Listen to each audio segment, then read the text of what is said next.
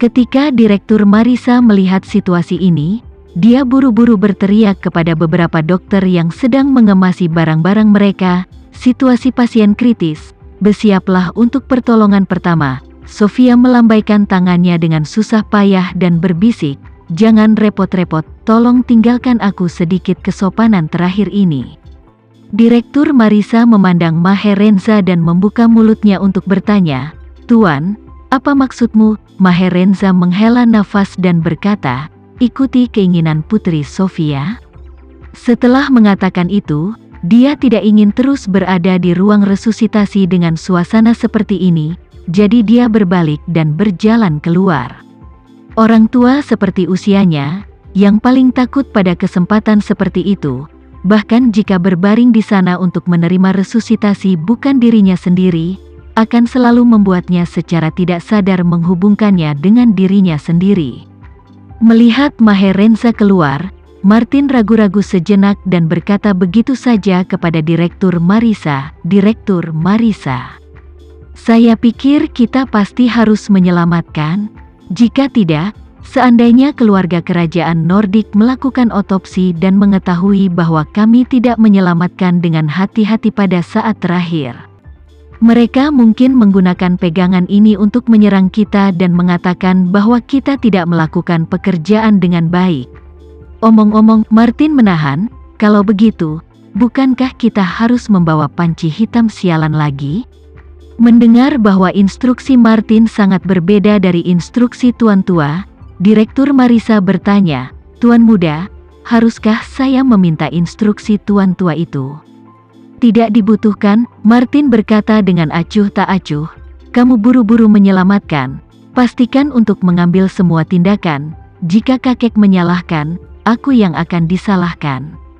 Direktur Marisa mendengar kata-kata ini, dan kemudian dikaitkan dengan apa yang dikatakan Martin barusan.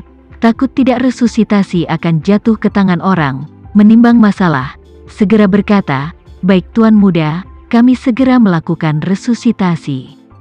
Mata sunyi Sofia menatap lurus ke arah Martin, ingin membuka mulutnya untuk tidak setuju, tetapi kata-kata itu keluar dari bibirnya dan menelan kembali. Dia tahu bahwa Martin hanya berpikir untuk membersihkan segalanya dari kematiannya yang akan datang, dan tidak ingin bertanggung jawab. Meskipun dia memiliki beberapa penghinaan terhadap sikap Martin, tetapi sampai batas tertentu, dia juga bisa mengerti, bagaimanapun juga, masalah ini sengaja disembunyikan sejak awal. Memikirkan hal ini, dia menghela nafas sedih dalam hatinya, "Aku menyalahkan diriku sendiri, jika bukan karena saudara laki-laki Martin, yaitu Tama, yang memecahkan semua ini. Aku mungkin masih terus menipu Martin serta seluruh keluarga Renza, jadi aku mengalami kejatuhan ini hari ini, dan aku pantas mendapatkannya." Jadi dia menyerah pada perjuangan terakhirnya dan berpikir, "Jika orang-orang ini ingin berpura-pura menyelamatkanku, biarkan saja mereka." Melihat mata Sofia yang sedih dan putus asa, Martin merasa sedikit lemah. Jadi dia buru-buru berkata kepada Direktur Marisa, "Kalian menyadarkan pasien, saya seorang amatir jadi saya tidak akan menambah kekacauan di sini, saya akan menunggu di pintu." Direktur Marisa mengangguk dan berkata, "Kalau begitu tolong keluar dan tunggu sebentar." "Oke," Martin menjawab, menoleh dan pergi. Dengan kepergian Martin, para dokter lain sudah bergegas dan bersiap untuk melakukan resusitasi terakhir pada Sofia. Sofia tidak mengatakan sepatah kata pun, matanya menatap langit-langit dan hatinya sudah mengharapkan kematian segera datang. Dia tahu bahwa pasien yang sakit parah yang diresusitasi umumnya akan menderita rasa sakit dan penderitaan yang hebat, jadi dia hanya bisa berdoa agar prosesnya secepat mungkin dan memberinya jalan kering. Pada saat ini, dalam benaknya, untuk beberapa alasan, dia tiba-tiba teringat adegan ketika dia bertemu Tama hari itu. Memikirkan cara dia memandang dirinya sendiri, mengingat cara dia meraih tangannya dan mengucapkan kata-kata itu. Pada titik ini, sentakan tiba-tiba di kepalanya.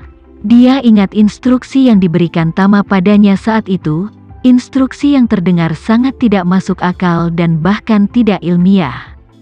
Dia berkata, jika sakit hatiku terlalu berat untuk ditanggung, gigit jari tengah kanan dengan keras. Metode ini, apakah itu akan berhasil? Melihat bahwa dokter sudah menyiapkan defibrilator, menyiapkan epinefrin dan berbagai peralatan untuk intubasi darurat, Sofia tahu bahwa bahkan jika kata-kata Tama tidak masuk akal, selama masih ada kemungkinan 1 dalam sejuta atau bahkan 1 dalam sejuta, itu adalah pukulan terakhirnya saat ini. Jadi, dia mengangkat tangan kanannya dengan susah payah dan memasukkan jari tengah tangan kanannya ke dalam mulutnya. Dengan gagasan membuat satu perjuangan kematian terakhir, Sofia menggigit jari tengah kanannya dengan keras.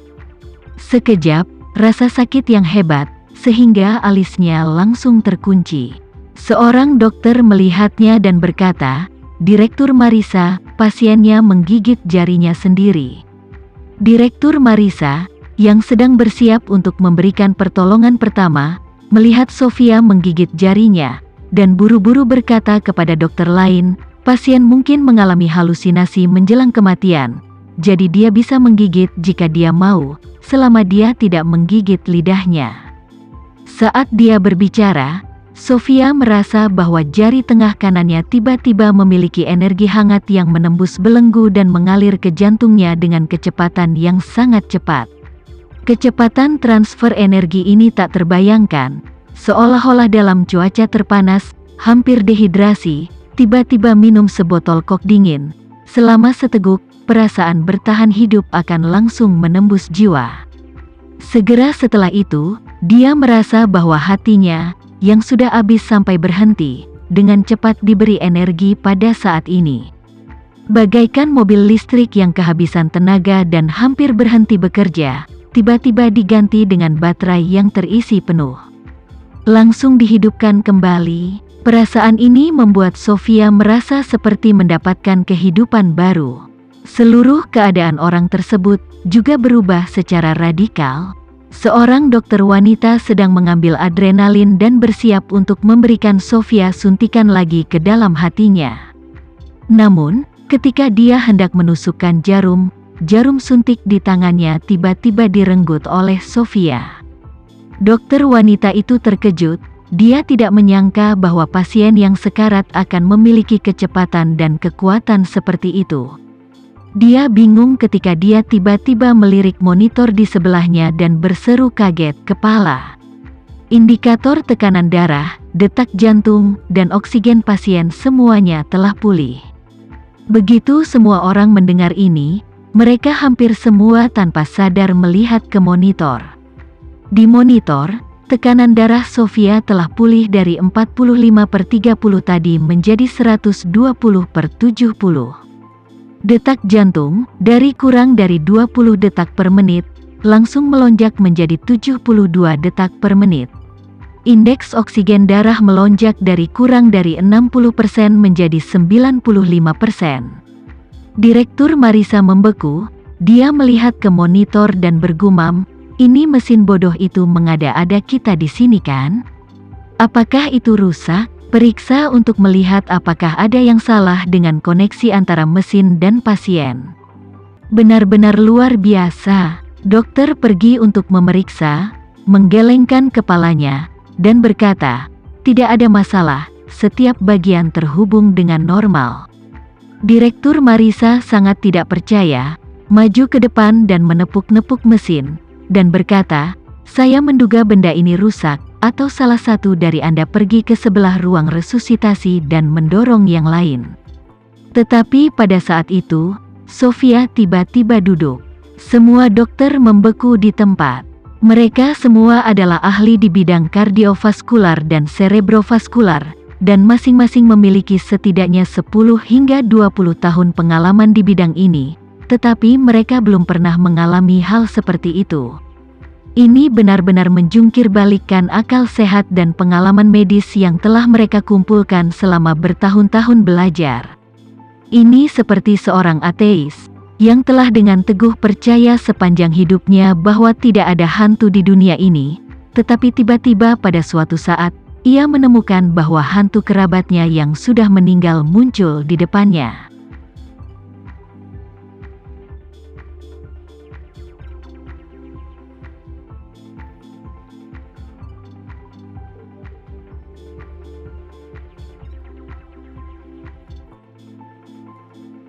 Sekian dulu ya video kali ini, kita lanjutkan lagi videonya di lain waktu.